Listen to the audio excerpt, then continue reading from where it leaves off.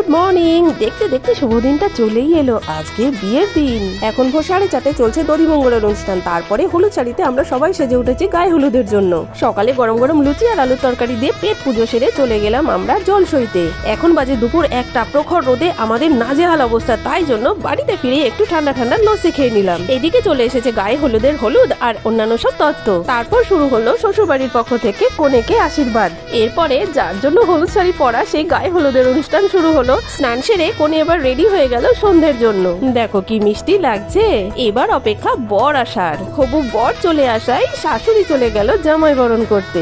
আর আমরা এদিকে লস্যি ফুচকা পকোড়া খেয়ে দিয়ে চলে গেলাম একদম মেন কোর্সে।